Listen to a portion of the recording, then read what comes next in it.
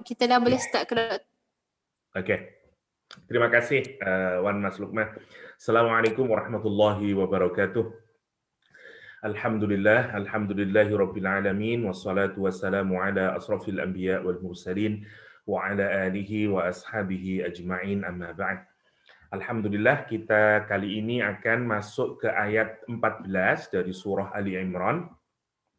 Setelah kemarin kita diingatkan tentang konsekuensi dari mereka yang tidak menerima petunjuk Allah Subhanahu wa taala, ayat-ayat Allah Subhanahu wa taala, Al-Qur'anul Karim pada konteks ini, meskipun mereka menyadari bahwa Rasulullah adalah benar-benar seorang rasul, Al-Qur'an benar-benar merupakan wahyu Allah Subhanahu wa taala, sehingga Allah menjelaskan bagaimana kehancuran mereka sebagaimana digambarkan di Perang Badar.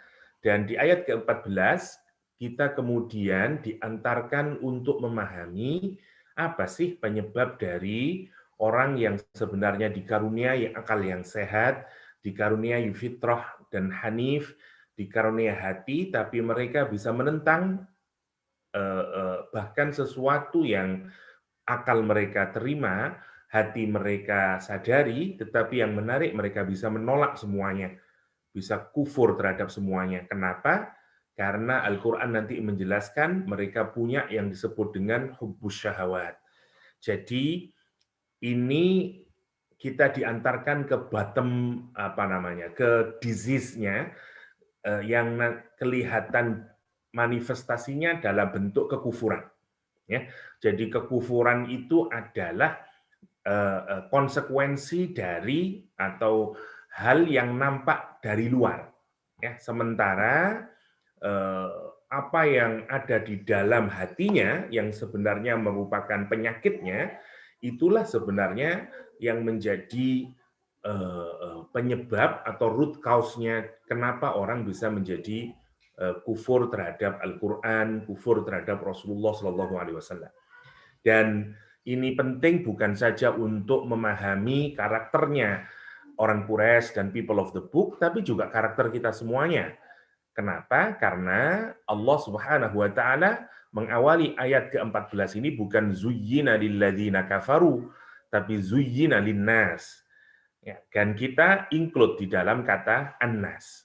Tinggal apakah hubbus syahwat ini akan menjadikan kita sebagaimana kalimah yang dijelaskan oleh Syekh Ratib An-Nablusi menjadi tangga buat kita untuk meraih surga dan keridhoannya, ataukah hubbus syahwat ini justru mengantarkan kita ke nerakanya Allah Subhanahu wa taala, naudzubillah. Ya, jadi itu kenapa koneksinya ayat ke-14 dengan penjelasan yang sudah kita diskusikan minggu lalu. Oke, kita awali bismillahirrahmanirrahim.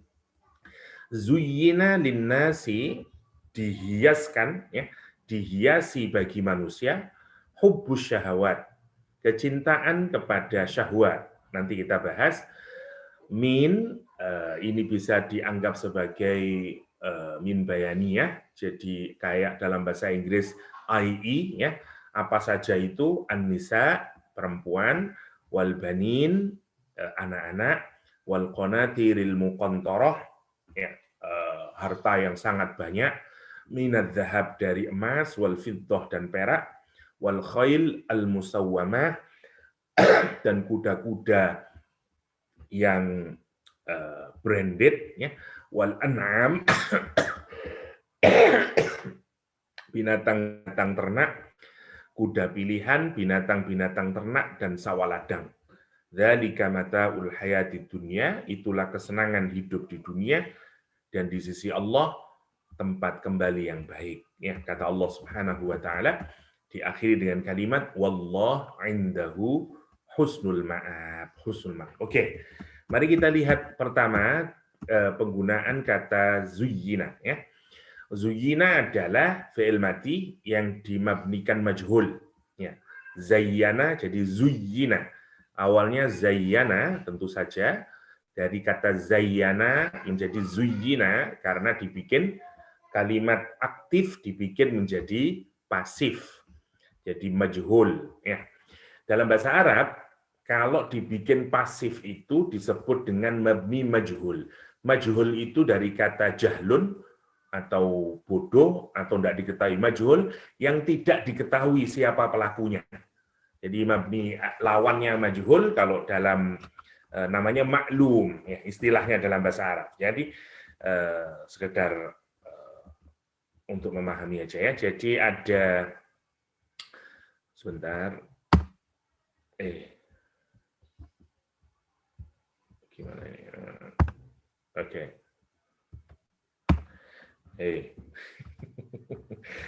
Gimana ini? Oke.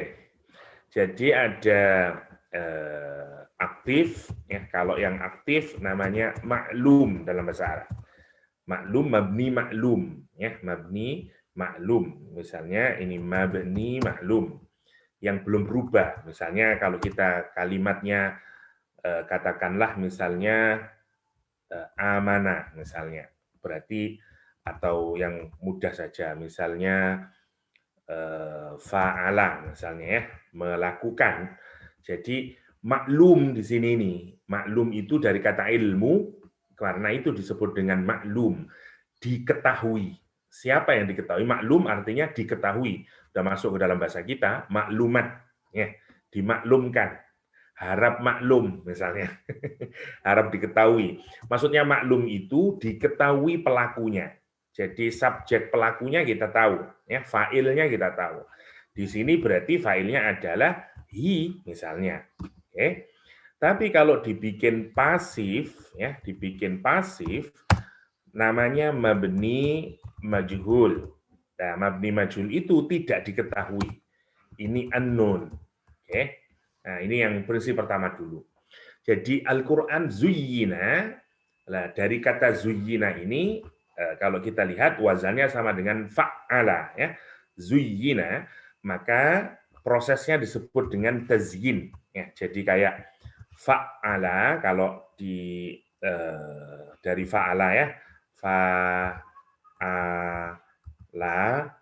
kemudian dirubah, ditambahi tasdid, ya, ditambahi tasdid, menjadi wazannya fa'ala. Sayangnya saya tidak bisa menulis Arab di sini. Menjadi fa'ala. Ya, apa nulisnya? Fa'ala, inilah.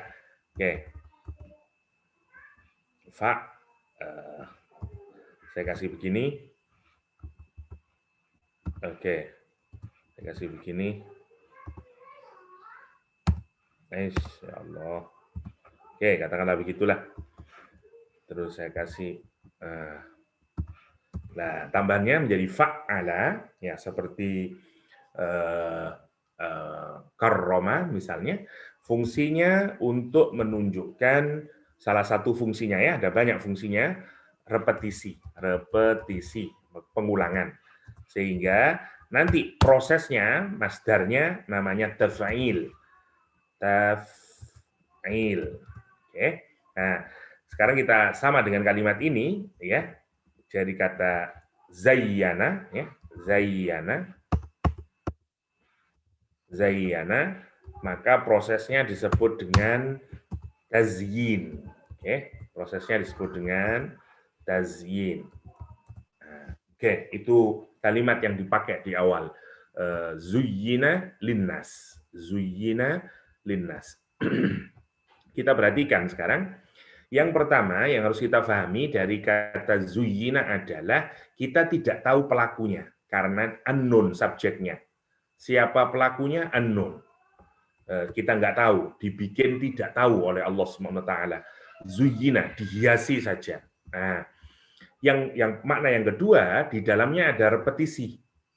Ini bukan sekali dua kali, dia terus menerus ditazyin, akan terus menerus, ada pengulangan.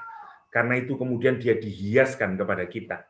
Dan bukan sekali, tapi terus berkali-kali, sehingga dia menjadi bagian dari human psyche, ya, menjadi bagian dari diri kita. Itu poinnya. Nah, pertanyaannya kemudian, kalau tidak diketahui siapa pelakunya, ya, terus bagaimana kita memahami siapa yang melakukan tazyin? Siapa yang melakukan tazyin? Para ulama berbeda memahami itu. Yang minimal kalau kita lihat di dalam tafsir ada beberapa.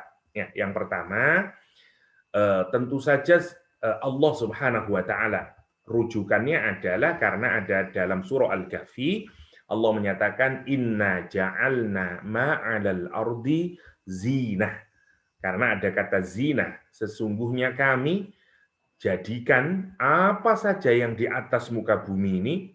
Nah, sekarang kita lihat ma'alal ardi itu apakah meliputi tadi yang disebut wanita, anak-anak, emas, perak, terus apa namanya al-an'am ya hewan-hewan, kuda, pilihan pertanian, iya karena semuanya itu masuk di dalam kata ma. Nah, kami jadikan ma itu zina, ya hiasan, ya. Yang tentu saja karena dijadikan hiasan maka orang tertarik kemudian. Nah, Allah menyatakan itu semuanya hiasan bagi bumi ini. Linabluwahum ayyuhum ahsanu amala. Nah, perhiasan ini yang semuanya yang ada di muka bumi ini Allah jadikan dia menjadi ujian buat kita agar kita memiliki amal yang paling terbaik. Jadi, kalau kita lihat tazyin yang dilakukan oleh Allah, sekarang kita lihat ya, tazyin yang dilakukan oleh Allah itu tujuannya adalah agar kita punya ahsanu amala, oke? Punya amal yang terbaik, punya amal yang excellent, ya. Oke, ahsanu amala, oke? Punya amal baik yang sangat baik, yang ihsan, ya. Atau kita sebut excellent deed misalnya ya. Jadi kita punya amal perbuatan yang terbaik. Jadi tazyin dibikin menarik agar kita tertarik dan setelah itu dengan ketertarikan itu karena dia ibtila maka nanti akhirnya kita akan mendapatkan ahsanu amala. Jadi lina beluahum ya.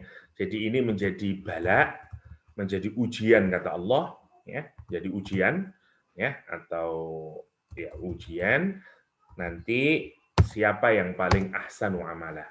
Oke. Nanti kita paham ya kenapa Allah bikin tazyin. Jadi begini, kita ini diingatkan bahwa Allah mengaitkan antara tazyin dengan amal. Ya, kita perhatikan ayat pertama ini ya. Allah mengaitkan antara tazyin dengan amal, antara zina dengan amal. Amal itu sebenarnya adalah perbuatan zahir yang tidak muncul karena dirinya sendiri. Amal itu mesti dimotivasi oleh sesuatu yang sifatnya hidden, yang sifatnya nggak mungkin misalnya gini ya, misalnya contoh orang yang tidur, tiba-tiba dia bangun jalan sendiri, orang Indonesia nyebut ngelindur. Ya, ini perbuatan yang tidak ada niat. Karena itu di dalam agama, ya menariknya ya, kalau di dalam Islam itu kan dulu pernah kita bahas ya, kalau masih ingat, perbuatan itu ada fi'il, ya ada fi'il dan ada amal kan gitu. Lah amal itu selalu dikaitkan dengan niat, dengan motif, ya atau dengan niat. Nah sekarang Allah kenapa bikin tazyin? Karena perbuatan kita itu butuh motif. Kita ini butuh driver, butuh driving force yang kemudian memaksa kita untuk melakukan perbuatan. Ya, ada yang menyatakan jadi kalau kita urutkan kan orang itu punya macam-macam ya, misalnya bisa irodah, bisa himmah, bisa azam, semuanya ini kalau dalam bahasa yang lain kan sebenarnya driving force, istilah driving force ini sebenarnya. Ini semuanya driving force ya. Dalam bahasa agama atau yang paling puncak adalah niat ya. Jadi orang punya irodah, punya kehendak yang sangat kuat ya, punya himmah, keinginan yang juga sangat kuat, punya azam. Ya kalau orang sudah sangat kuat keinginannya, ya punya niat. Ini semuanya letaknya di dalam hati. Ya, letaknya ada di dalam hidden, punya keinginan, irodah, himmah, azam, niat yang dalam bahasa sekarang disebut dengan driving force. Ya, driving force ini yang akan menerbitkan amal, yang bikin behavior kita, bikin action, ya. Karena ini nanti akan ditranslate menjadi action. Nah, gitu. Nah, nanti kita mikir kapan action itu menjadi excellent tergantung dari sini. Kalau irodahnya benar, himmahnya benar, azamnya benar, niatnya benar, maka dia menjadi ahsan. Apa yang irodahnya dia? Apa himmahnya dia? Kan begitu. Nah, Allah Subhanahu wa taala menjadikan apa yang ada di dunia ini itu membuat menarik karena dibikin indah. Nah, mana yang disentuh? Keindahan tidak menyentuh perbuatan, tapi menyentuh hati kita, menyentuh emosi kita, menyentuh hati kita, menyentuh pikiran kita, yang harapannya dari situ kemudian muncul irodah. Oke, para ulama menyatakan salah satunya, misalnya ya penjelasannya siapa kalau saya lupa, salah satu tafsir menyatakan, saya lupa, saya baca di mana. Ini karena Allah itu tujuannya, orang itu punya keinginan ke jannah. Ya. Jadi harapannya, tazyinnya Allah itu yang diberikan di bumi, agar orang punya keinginan terhadap jannah. Oke, terhadap jannah. Karena itu, karena orang tidak mungkin melakukan amal kalau terhadap sesuatu yang tidak tertarik. Contoh misalnya, kalau saya misalnya tidak suka dengan jengkol katakanlah, ya, atau orang tidak suka dengan durian, maka kalau orang tidak tertarik sama durian, maka dia tentu saja tidak mau melakukan usaha untuk membeli durian, makan durian, tidak mau dia. Kenapa? Karena tidak ada tazyin. Hatinya nggak ada curving, tidak ada desiring, tidak ada, dia tidak punya desire, tidak punya, dan seterusnya. Karena itu Allah bikin tazyin di dalam hati kita agar kita ini tertarik. Allah tanamkan dalam kita ketertarikan. Ya, perempuan suka dengan laki-laki, laki-laki suka dengan perempuan, manusia suka dengan anak, kita suka dengan harta, karena memang semuanya itu dihiaskan oleh Allah SWT. Maunya apa? Agar nanti kita berpikir, karena itu misalnya, karena kita senang dengan pasangan, Allah kasih iming-iming kita dengan bidadari. Ya, karena kita senang dengan anak-anak, dengan manpower dan segala macamnya kekuatan, Allah ceritakan bagaimana nanti kita akan dikumpulkan kembali dengan anak-anak kita, ya, dengan manpower yang sangat kuat nanti di akhirat. Kita bicara tentang emas, perak, harta dan segala macamnya. Memang dibikin menarik karena seakan-akan apa yang ada di bumi itu adalah teaser kita untuk memahami jannah. Itu maksudnya tazyin. Sama lah sebelum kita nonton misalnya ya, ada cuplikan dulu ya, misalnya sebelum nonton Mulan yang lengkap ya, orang lihat dulu teasernya dulu ya, apa namanya istilahnya saya tidak tahu ya, yang katakanlah 3 menit ya. Ini namanya tazyin. Agar apa? Agar nanti orang mau melihat the whole film Mulan ya. Agar dia melihat yang 2 jam film Mulannya. Nah, ini proses untuk bikin yang 3 menit ini sebisa mungkin menarik. Nah, namanya tazyin gitu, namanya tazyin. Sekarang kita mikir, apakah tazyin yang dilakukan oleh produksi film itu jelek? Enggak, karena dia memang berusaha, dengan itu orang nanti akan tertarik melihat yang the whole movie-nya. Sama Allah SWT bikin kita menarik itu karena tujuannya, kata para ulama, karena kita ini agar tertarik dengan yang ada di jannah. Nah, karena kita tertarik dengan jannah, maka orang amalnya akan yang paling ahsan. Kenapa? Karena dia ingin mendapatkan yang paling terbaik nanti. Gitu maksudnya. Jadi, jangan berpikir, loh, kalau tazyin itu dari Allah, berarti ya jelek ya Ustadz, karena nanti ini ujungnya orang bisa ke neraka. Enggak, dalam pengertian itu. Maksudnya tazyin yang dari Allah Subhanahu wa Ta'ala. Oke, itu yang pertama ya. Kalau kita maknai zuyyina linnas hubbus syahawat, itu Allah yang subjeknya ya. Karena zuyyina passive voice tadi. Oke, sekarang yang kedua, saya ambil yang paling terkenal saja dulu, setan yang kedua. Misalnya setan di dalam Al-Quran, surat An-Nahl misalnya, atau di surah yang pernah kita kaji. Kita juga pernah mengkaji di surah, seingat saya, surah Al-Hijr. Surah Al-Hijr ayat 39 atau berapa? 39 kayaknya. Oke. Qala Rabbi bima aghwaytani, misalnya ya, kita lihat sebentar saya benahin dulu.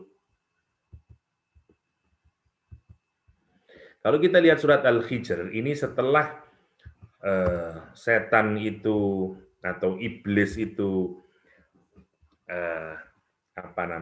diusir oleh Allah SWT, lihat iblis menyatakan qala rabbi bima aghwaytani la uzayyinanna, kata dia. La uzayyinanna lahum fil ardi wa la ughwiyannahum ajma'in. Oke. Kalau kita perhatikan di ayat ini, setan begitu nanti diusir dari neraka, dia menyatakan bima aghwaytani, disebabkan ya engkau menyesatkanku, itu kalimat yang dipakai oleh iblis kurang ajarnya. La uzayyinanna, satu, dia akan melakukan proses tazyin. Nah, setan melakukan tazyin. Yang pertama, la uzayyinanna, tapi dengan, perhatikan kalimatnya, pakai lam taukid dan nun taukid, diapit dengan dua penguatan, pasti aku akan melakukan tazyin. Ya. Buat mereka fil ardi sama ma fil ardi tadi, zayyana lahum ma fil ard. Kalau Allah, dia menyatakan la uzayyinanna lahum fil ard, tazyin ya. Yang kedua, wala ughwiyannahum ajma'in. Sama kalimatnya, pakai lam taukid, pakai nun taukid. Yang kedua namanya ighwa. Namanya ighwa. Oke. Ini triknya setan kalau kita iblis, kalau kita lihat dari Al-Hijr 39, ada dua, tazyin dan ighwa. Ya.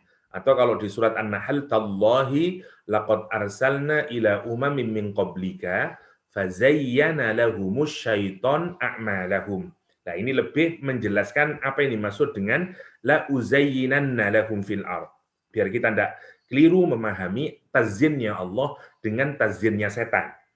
Tazyinnya setan, lihat, fazayyana lahumus syaiton a'malahum. Ya. Fahuwa waliyuhumul yaum walahum adzabun alim.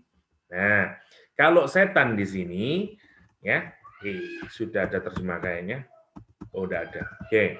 Kalau kita lihat di sini, Allah tallahi laqad arsalna ila umamin min qablika. Sungguh aku telah utus kepada umat-umat sebelummu, Muhammad. Fazayyana lahumus syaiton a'malahum.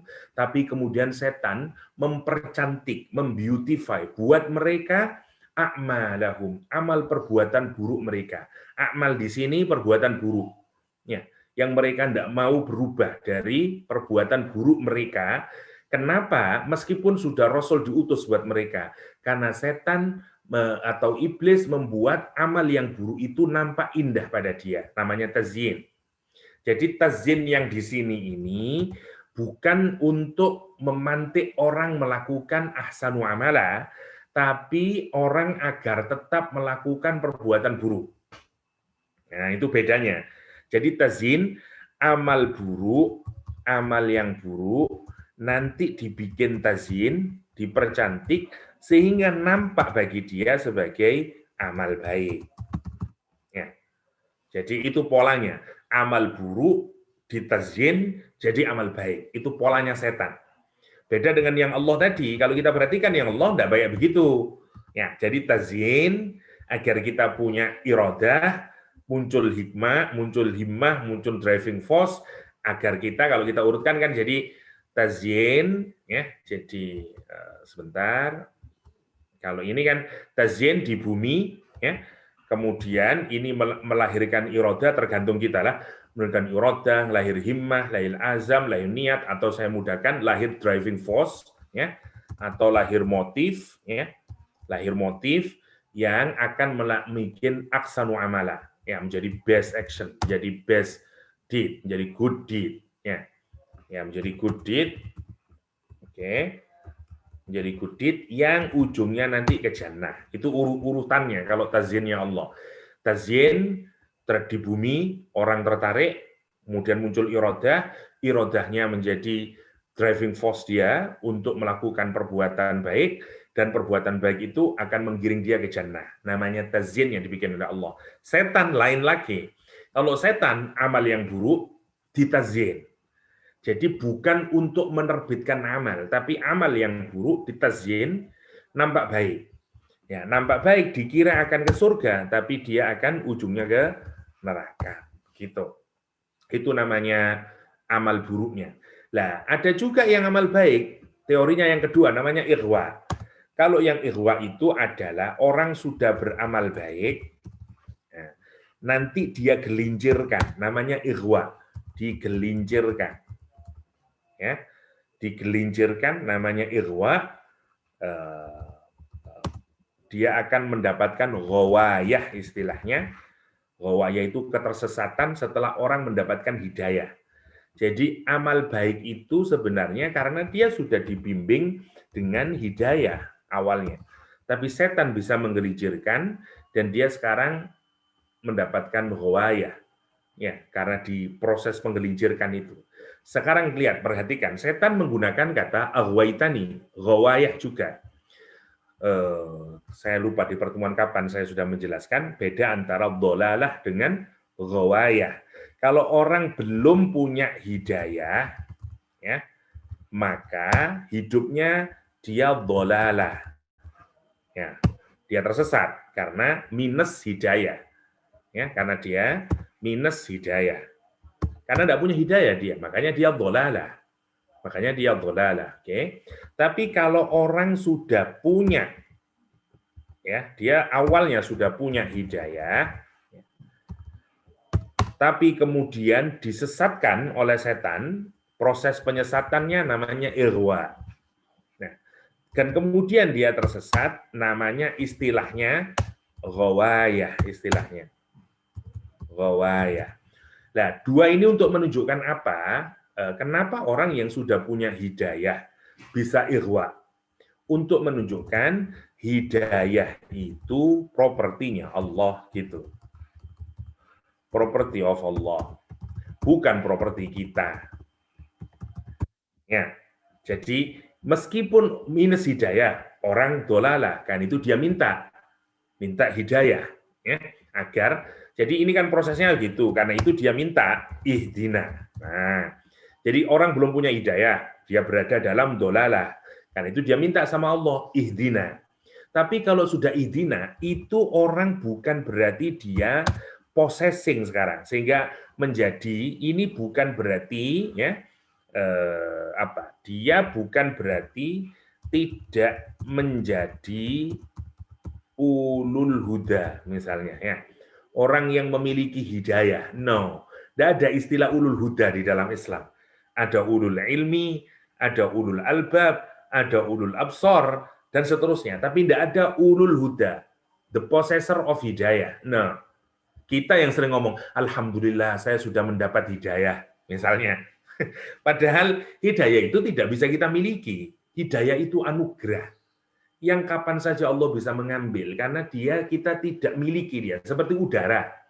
Siapa yang memiliki udara? Allah Subhanahu wa taala. Kita tidak bisa klaim saya meskipun hari ini kita bisa bernafas, tapi kapan saja Allah bisa membuat kita kehilangan udara itu. Begitu kena COVID-19 kita susah untuk bernafas misalnya, ya. Nah, urutannya itu kalau orang tidak punya hidayah, berarti dia dalam dhalalah. Kalau dhalalah dia minta hidayah. Tetapi yang harus kita ingat adalah orang yang sudah mendapatkan hidayah tidak secara otomatis menjadi ulul huda. Karena itu setan masih bisa menggoda dia. Nah, godaan setan setelah orang mendapatkan hidayah namanya ighwa, bukan tazyin lagi, gitu. Bukan tazyin. Tazyin ada di mana, Ustaz? Ada di dhalalah. Nah, dhalalah ini setan melakukan tazyin, gitu prosesnya. agar yang dolalah itu nampak seperti yang baik. Nah, jadi setan itu mempengaruhi kita dari dua sisi. Sebelum kita punya hidayah, setan goda kita agar terus tersesat. Setelah kita punya hidayah, setan terus menggoda kita. Nah, karena itu kita tetap ihdina.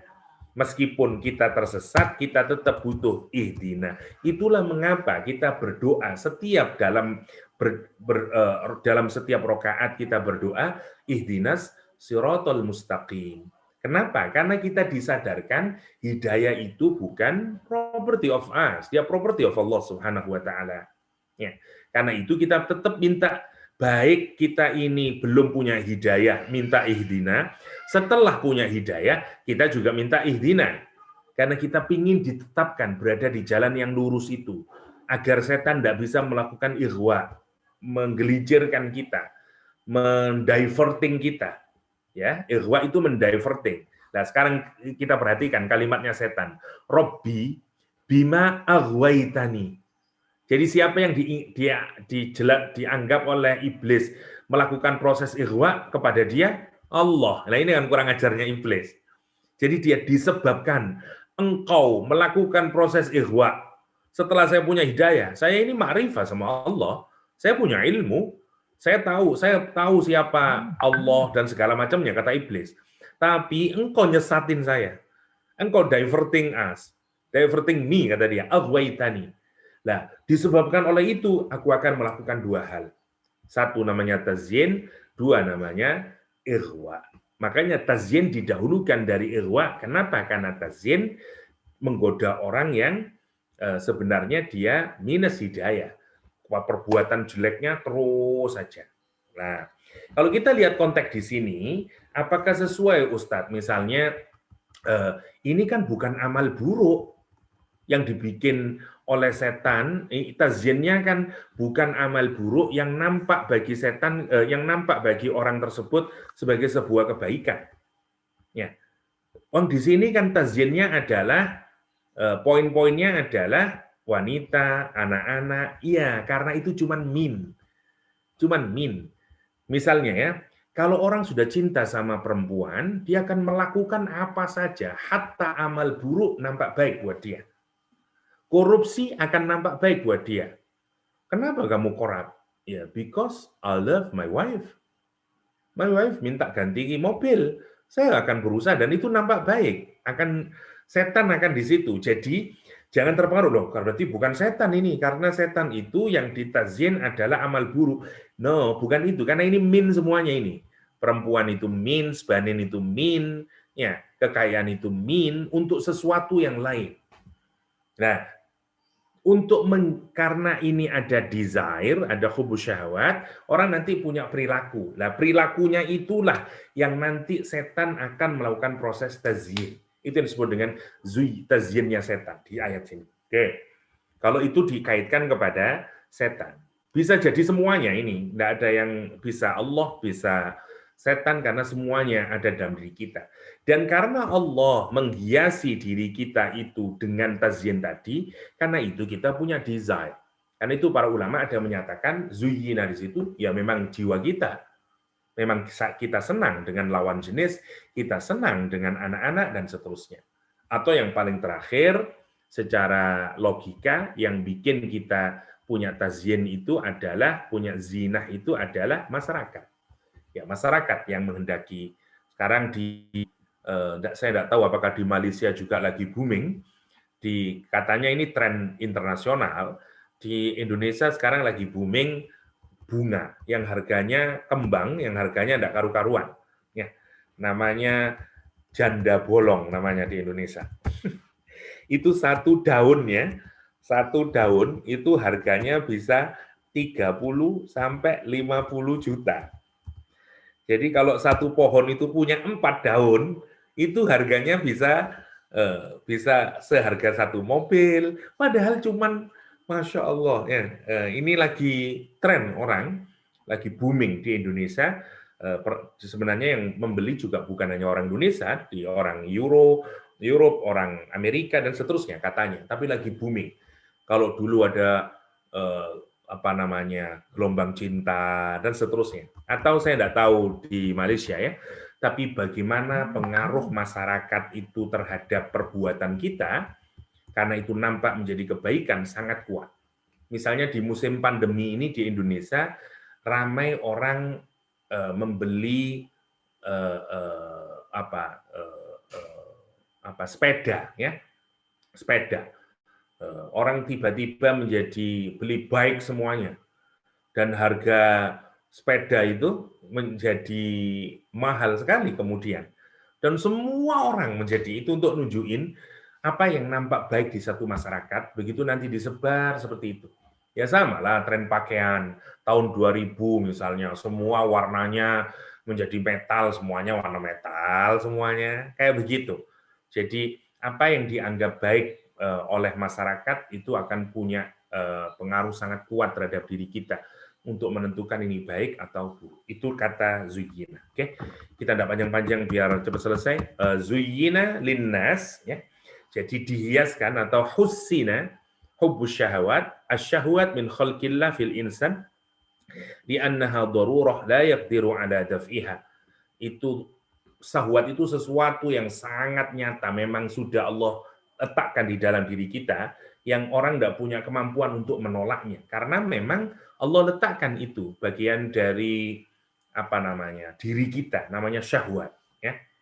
Nah, untuk muzayyinnya, siapa yang menghiasinya, sama kalau di tafsir An-Nukat wal Uyun yang merangkum berbagai tafsir, kata dia sama, yang satu dianggap setan, yang kedua Allah, yang ketiga sama, ya, cuman dia membedakan saja. Kalau yang dimaksud Allah berarti kecintaan untuk melakukan perbuatan yang baik. Kalau untuk yang setan, kecintaan untuk melakukan perbuatan yang buruk, kira-kira begitulah. Oke. Kata zina, Amin Hasan Islahi menyatakan, ini juga yang menarik ya, tapi ada webnya, bisa diikuti. Saya tidak tahu apakah sudah diterjemahkan ke dalam bahasa Inggris semuanya, tapi beberapa yang saya ketahui yang bisa kita lihat di webnya dia, Tadabbur Quran, kalau saya tidak keliru, ya ada beberapa surah, kayaknya juz 9, juz berapa dari kitab beliau yang sudah di Inggris, karena written in Urdu dan baru ditranslate ke Inggris. Tapi menurut saya salah satu tafsir yang available dalam bahasa Inggris yang sangat bagus dari Amin Hasan Islahi, Tadabbur Quran. Saya dulu membaca di Monash dulu di Australia, di perpustakaan ada tafsirnya Amin Hasan Islahi, sehingga tapi saya tidak punya. Tapi kalau lihat di internet kayaknya nggak ada untuk yang Al-Baqarah, Ali Imran, tidak ada. Jadi yang juz 30, juz 29 ada kayaknya. Menurut saya is good untuk dibaca, dikoleksi tafsirnya Amin Hasan Islahi yang juga sangat kuat untuk menjelaskan term-term yang memang unik atau butuh penjelasan in detail. Menurut saya Amin Hasan Islahi one of the best, salah satunya. Dan menurut saya memenuhi taste orang-orang modern. Jadi saya sarankan untuk juga dipakai Amin Hasan Islahi, Tadabbur Quran. Ya. Kayaknya tafsirnya itu dalam bahasa Inggris Tadabbur Quran, Pondering, apalah gitu judulnya, saya lupa. Oke. Jadi kata Amin Hasan Islahi, zinah itu atau keindahan itu adalah persoalan persepsi, dan persepsi itu bersifat subjektif. Ya. Jadi is a matter of perception. Ya, orang menyebut samalah kayak kita menyatakan kecantikan itu persoalan persepsi. Ya, kalau orang Indonesia lucu, anak-anak mahasiswa itu kata dia itu kalau memang persoalan persepsi, Ustadz, kata dia. Kalau kecantikan itu relatif, tapi kalau kejelekan itu absolut, kata anak-anak mahasiswa. Guyonannya anak-anak saya dengerin mahasiswa saya kalau bicara ngobrol-ngobrol itu ada aja. Kecantikan memang relatif, kata dia. Tapi kalau kejelekan itu absolut, kata dia. Nah, guyon itu ya. Oke, jadi zina itu persepsi, dan persepsi kita itu punya perbedaan antara satu orang dengan orang yang lain. Yang menarik adalah apa yang kita persepsikan itu sebagai kebaikan, itu kemudian ini menurut saya yang paling penting, dia akan menjadi lensa which you see the world. Dari situ nanti kita melihat. Karena itu yang menjadi ukuran kita, termasuk ukuran kesuksesan, ukuran semuanya. Karena itu yang akan kita jadikan sebagai lens, menjadi lensa kita untuk melihat dunia ini. Itu yang bahaya, karena kita sudah punya zina. Dari situ semuanya kita akan melihat kesuksesan, melihat apapun saja. Itu yang bahaya dari kata zina. Oke? Ada tafsir Qurtubi menafsirkan zina itu di hadis Rasulullah Shallallahu Alaihi Wasallam yang sangat terkenal. Huffatil jannah bil makarih wa huffatin nar bis syahawat. Ya, huffat dilingkupi. Ya, di hadis yang lain menggunakan kata hijab, ya, hujibat atau dihijabi, seperti tubuh perempuan kemudian ditutup, dihijab. Nah, sama huffat sama hijab sebenarnya sama saja. Huffat itu dilingkupi, ya. Jadi seperti di surrounded, sehingga dari berbagai sisi itu huffatil jannah, ya, dilingkupi neraka itu, surga itu bil makarih, dengan sesuatu yang makarih dari kata makruh. Makruh, ya, makruh itu tidak disukai. Sesuatu yang kita nggak suka itu namanya makruh, makruhun, ya, makruh. Karena itu secara definisi mandub sesuatu yang kita senangi. Masnun sunnah sesuatu yang kita senangi. Karena senang maka kita lakukan terus-menerus. Karena dilakukan terus-menerus menjadi tradition. Tradition bahasa Arabnya sunnah. Ya, kenapa kita melakukan terus-menerus? Karena senang. Tiap hari beli bakso. Kenapa? I love bakso. Namanya masnun. Makanya menjadi sunnah. Itu maksudnya. Kalau wajib, wah itu obligatori. Bukan karena dia suka, tapi memang dia wajib. Nah, makruh sesuatu yang dia nggak suka. Jadi lawan dari kata sunnah, ya, masnun, kalau yang disunahkan dia suka. He like it, terus makanya kemudian dia melakukan secara repetitif, menjadi sunnah. Makruh enggak. Lah makarih sesuatu, pertanyaannya sekarang, apa yang membuat orang itu suka atau tidak suka? Nah, itu tadi dikaitkan kepada sesuatu yang ada di dalam diri kita, namanya syahwat. Ya, namanya tadi itu, yang Allah hiasi, ada potensi yang ada di dalam human psyche kita ini, makarih. Jadi Allah dihiasi surga itu dengan sesuatu yang nggak disukai oleh syahwat kita. Wa huffatin nar bisyahawat. Sementara neraka itu dilingkupi dengan sesuatu yang menyenangkan syahwat kita. Nah, ada yang menyatakan misalnya annal jannah la tunalu illa biqat'i mawawizil makarih wa bisabri 'alaiha. Ya. Ada yang menyatakan bahwa kita ini tidak akan bisa memperoleh surga kecuali dengan memutus apa? Semua yang kita nggak sukai tadi itu. Ya, harus melewati melewati Sahara, melewati semua hal yang memang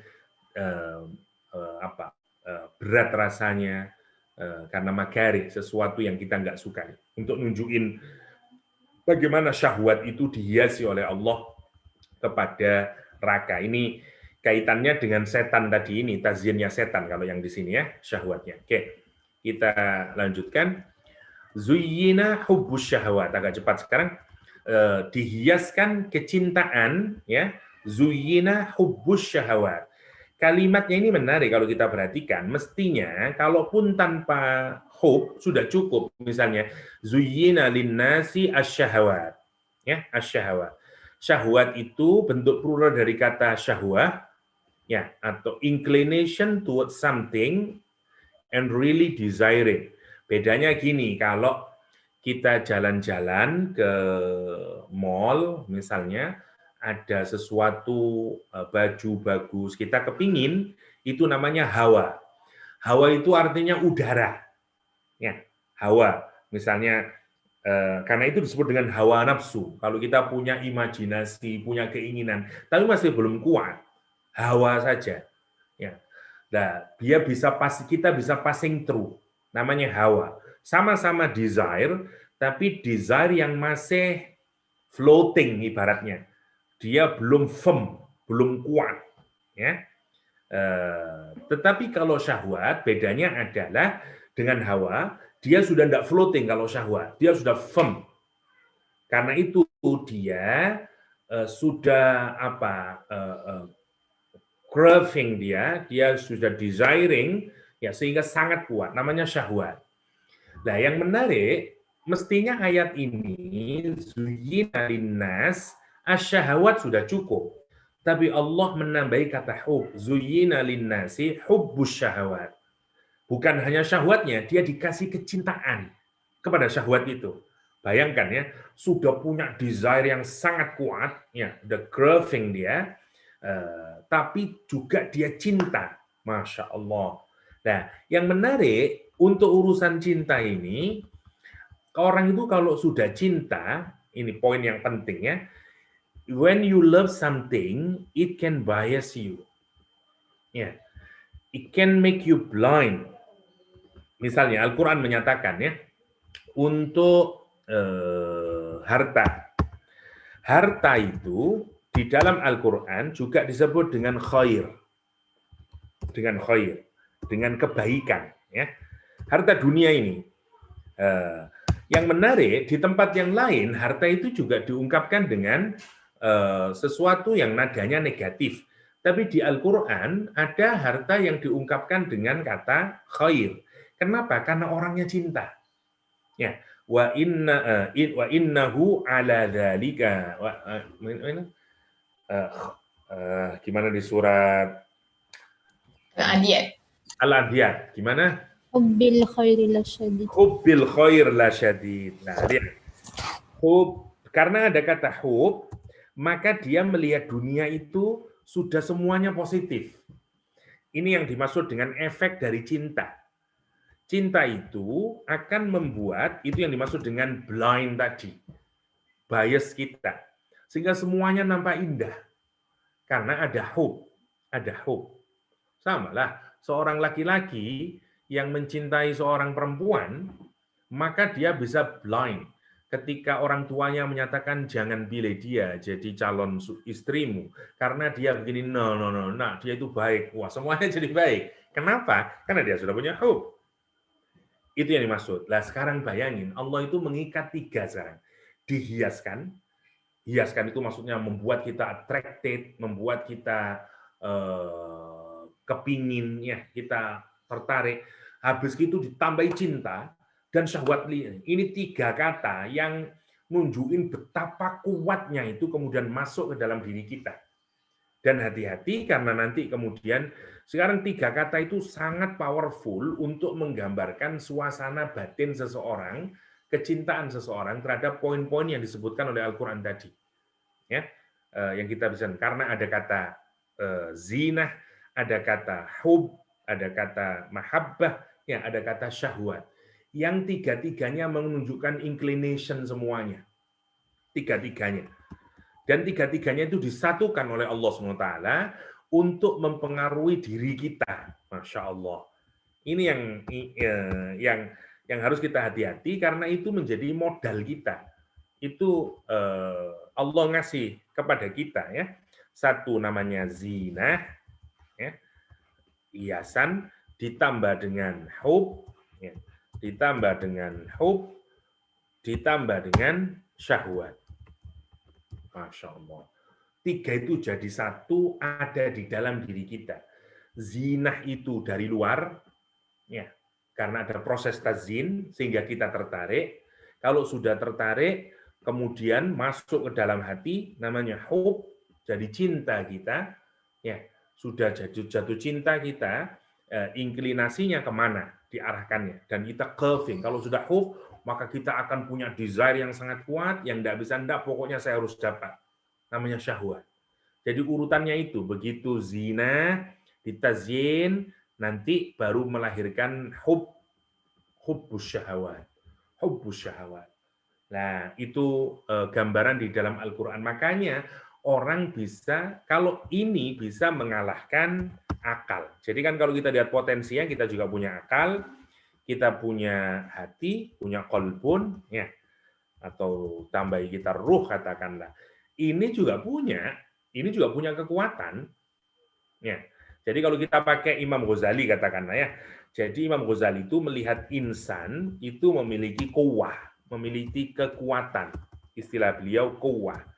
Ada yang dia sebut dengan kuwah syahwat, kekuatan syahwat, kekuatan akal, kekuatan qalbi atau ruhani. Jadi ada 3 kekuatan kalau pakai bahasanya. Ya, syahwat, kekuatan kuwah syahwatiyah, ya, kekuatan yang dari syahwat yang pertama, syahwatiyah, oke, atau nafsu, kuwah dari nafsu atau syahwat. Saya singkatkan saja yang dari syahwat.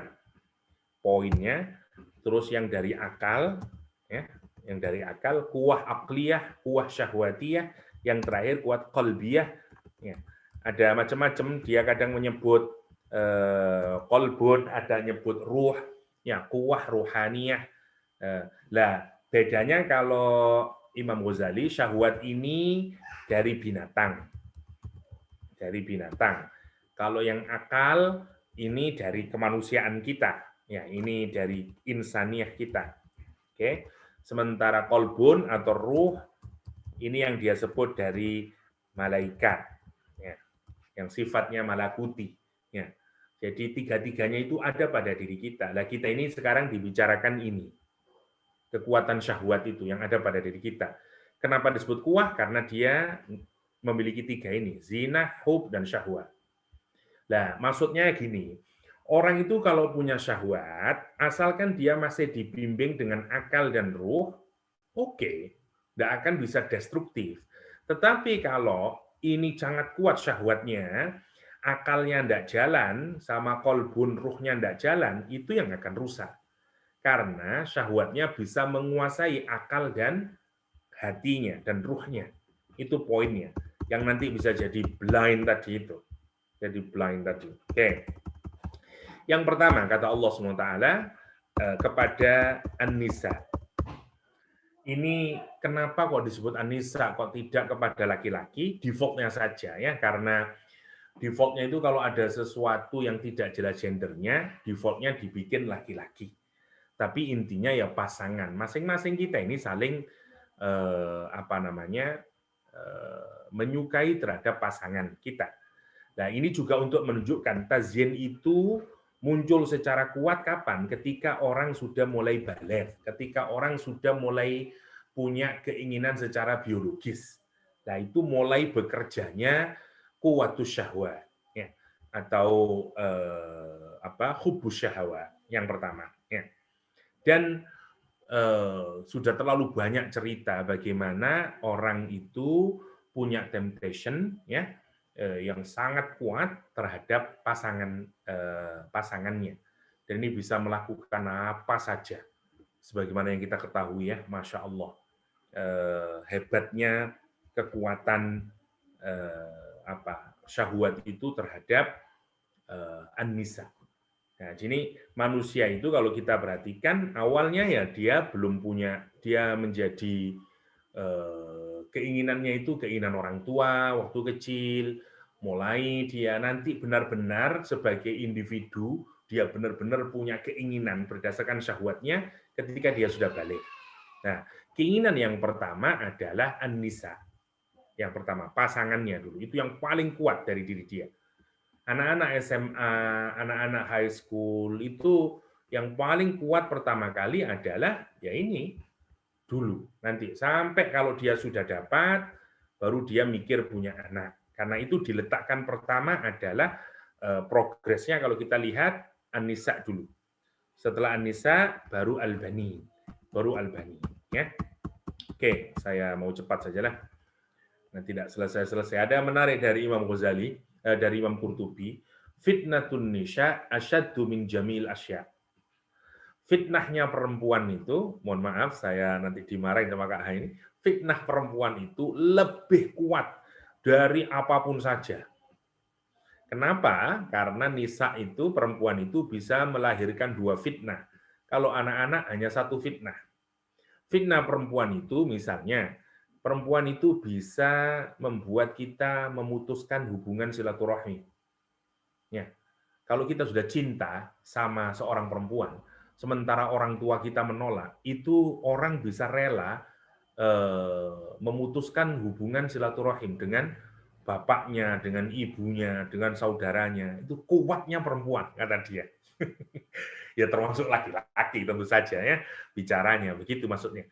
Dia bisa memutuskan hubungan silaturahim, dan itu banyak sekali kita dapati.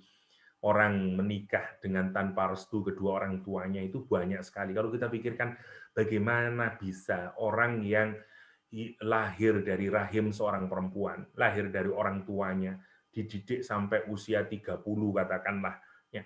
Terus hanya karena kenal dengan katakanlah seorang laki-laki atau apalah, ya.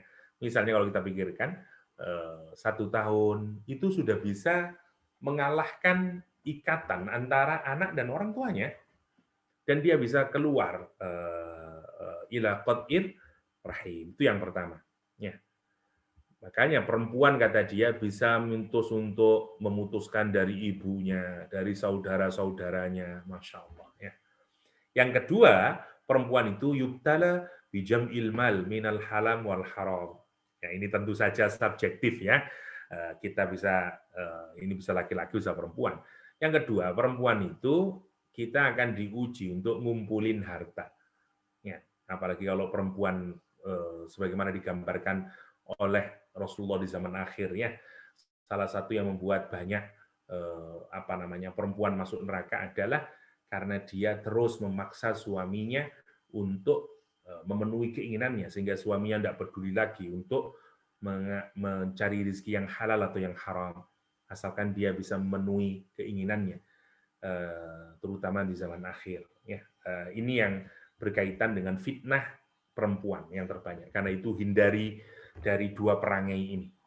Ada enggak Ustadz? Ada, ya, terutama kalau di Indonesia namanya sosialita, ya, perempuan-perempuan yang bergaul dalam satu grup atau apa, yang satu semuanya pakai iPhone misalnya 12, ya, karena dia enggak punya, maka dia menjadi nanti pulang maksa suaminya dan seterusnya, yang melahirkan corruption. Itu namanya fitnah perempuan.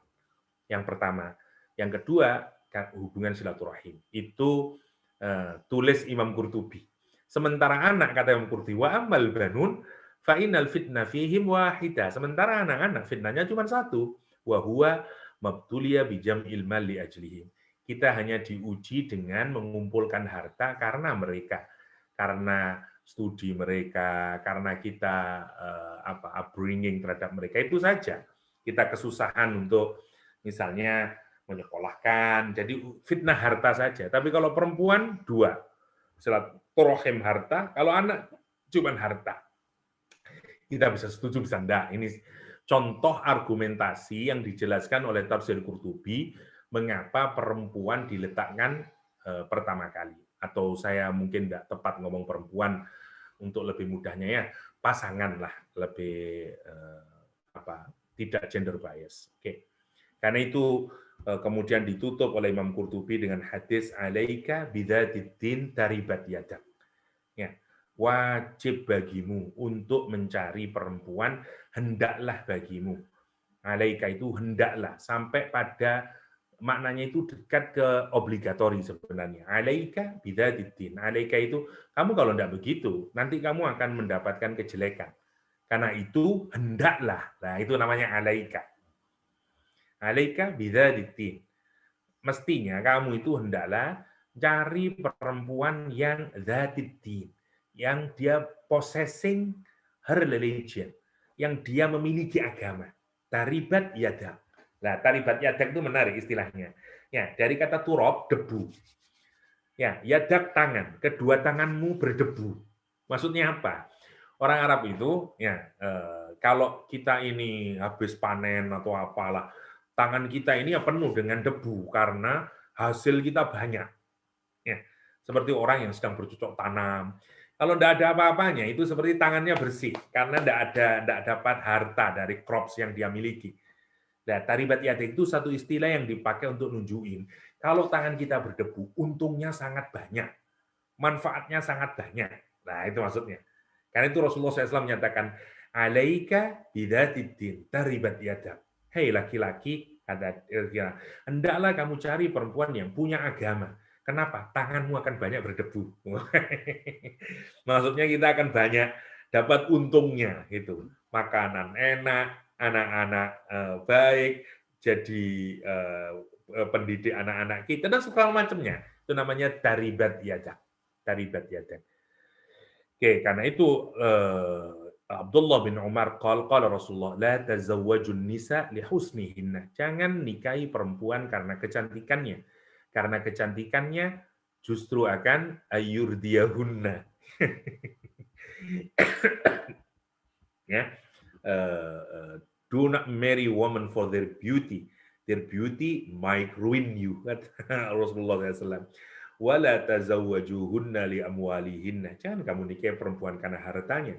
Fa'asa amwaluhunna ayyudghiyahunna.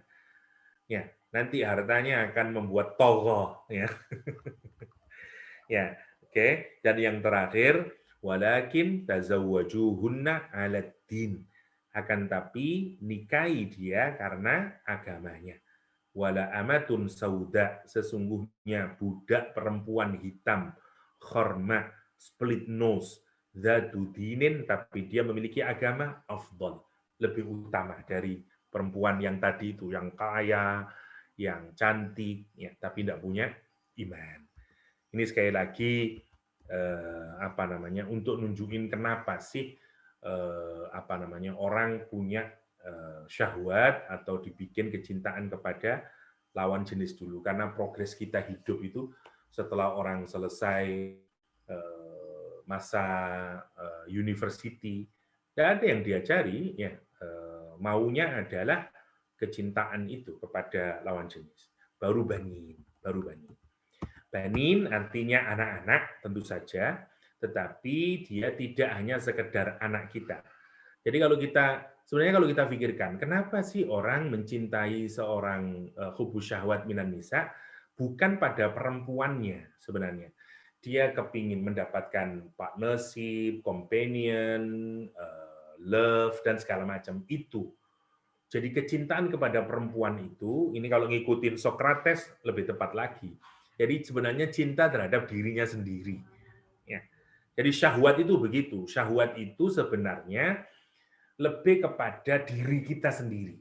Karena kita merasa mendapatkan keuntungan. Nah, keuntungan itulah yang membuat kita ini berani melakukan apapun saja. Ya. Karena saya merasa nyaman dengan perempuan itu, karena itu dia harus menjadi istri saya. Jadi sebenarnya kalau kita telusuri hakikatnya, kita itu tidak mencintai perempuan itu. Kita mencintai sesuatu yang kita dapatkan dari perempuan itu. Itu maksudnya. Cintanya, pengabdiannya, perawatannya sama anak-anak kita nanti, dan segala macamnya. Jadi sebenarnya tetap egoistik sebenarnya. Nah, itu yang membuat kenapa orang berani melakukan sampai pada tingkatan apa saja dia lakukan. Itu maksudnya. Karena sebenarnya yang menarik itu syahwat, dan syahwat itu berkaitan dengan dirinya sendiri. Nah, itu yang harus kita pikirkan. Kalau saya ini motifnya syahwat atau saya motifnya yang lain. Cirinya adalah kalau kembalinya kepada dirinya sendiri sebenarnya. Kapan munculnya? Nanti kalau ternyata setelah dinikahin istrinya ternyata tidak merawat anak-anaknya, kecewa dia. Setelah itu, wah, ya, itu. Kenapa? Karena dia sebenarnya tidak cinta. Dia cinta terhadap dirinya sendiri sebenarnya. Itu namanya hubus syahwat. Hubus syahwat. Jadi kita harus melihat bahwa ini hanya min saja. Dan kalau kita melihat dari situ, pantas perempuan itu diletakkan pertama kali. Karena dia yang paling banyak, atau pasangan itu, yang paling banyak memberikan kebahagiaan kepada dia. Companion, ya, partnership, dan seterusnya, friendship, love, apa yang lebih hebat yang diberikan dunia ini dari friendship, companion, love, tidak ada. Ya kecuali pasangan, karena itu diletakkan pertama. Ya, Yang kedua banin.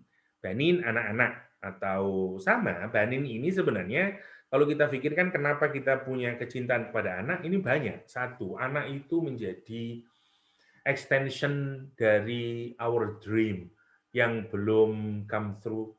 Ya, anak bisa menjadi macam-macam lah dan kita senangnya di situ. Anak akan menjadi penerus kita. Ya, anak akan menjadi yang carry our name dan seterusnya. Ada legasi dia yang akan dibawa. Kita cintanya kayak begitu.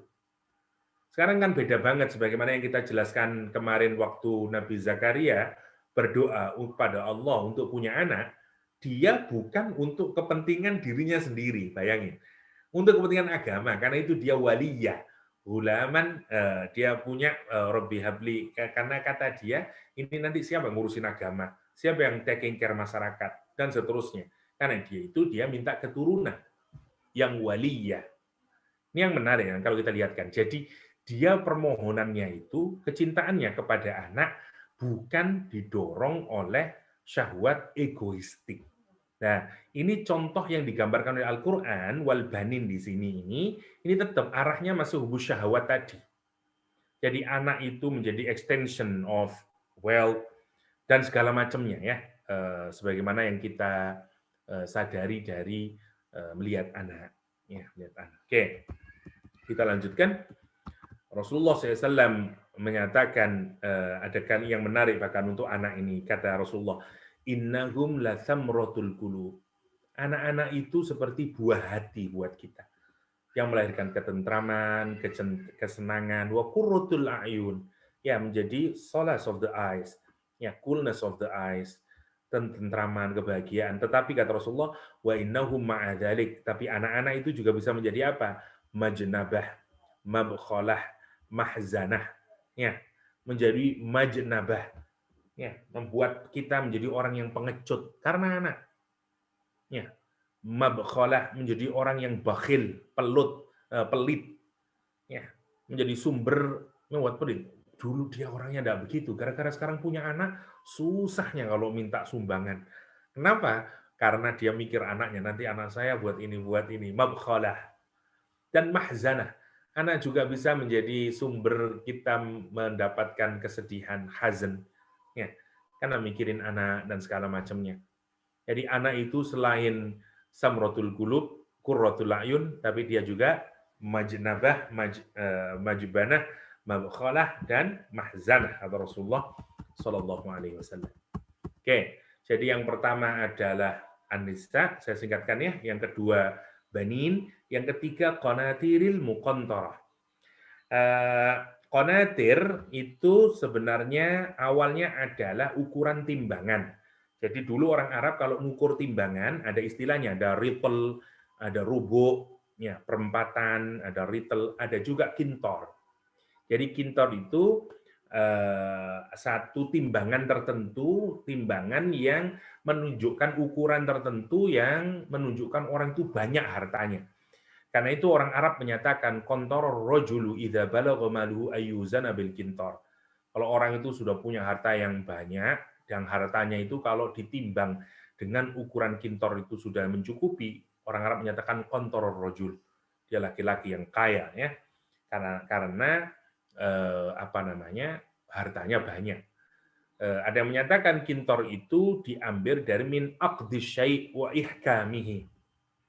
Ya, dari ikatan sesuatu wa ihkamihi, dan dia sudah firm untuk nunjukin banyaknya. Jadi kalau sesuatu itu sudah tidak bergerak, sudah firm, sudah itu namanya kontorah. Dan itu nanti misalnya kayak jembatan yang sudah kokoh juga disebut dengan kontorah, ya, dengan kontorah. Itu disebut. Jadi dulu orang kalau memasukkan uang harus diikat, ya, dalam ukuran yang tertentu, yang dalam ukuran orang dulu banyak disebut dengan kontorah. Karena itu berbagai pendapat di kalangan para ulama seberapa banyaknya ini berbeda-beda. Ada yang menyatakan alfu wa mi'ata uqiyah, ya. Ada yang menyatakan 1.200-an uqiyah emas, ada yang menyatakan 1.200 dinar dan segala macamnya lah, perbedaan di kalangan hitungan berapa sih. Tapi yang jelas Al-Quran menggunakan qanatiril muqantarah untuk menggambarkan harta yang sangat banyak. Harta yang sangat banyak. Ya, tumpukan harta, kira-kira begitu. Dari apa? Minadz zahabi wal fiddah. Dari emas dan perak. Ini sampai detik hari ini ya, itu sebagai gambaran dari ukuran atau harta. Qanatiril muqantarati minadz zahabi wal fiddah. Yang menarik di dalam bahasa Arab, az-zahab, ya, harta benda itu isinya dua. Kalau tidak zahab, fiddah.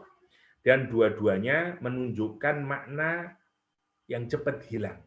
Sehingga kemudian kita ini punya kesadaran agar jangan sampai kita bergantung kepada keduanya. Ya. Meskipun kita punya desire, ya, menarik, karena menggunakan istilah zahab dan fiddah.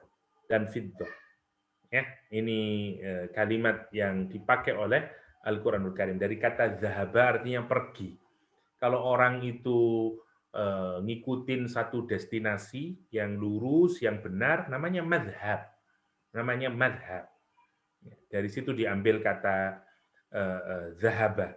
Sesuatu yang cepat hilang. Namanya zahaba.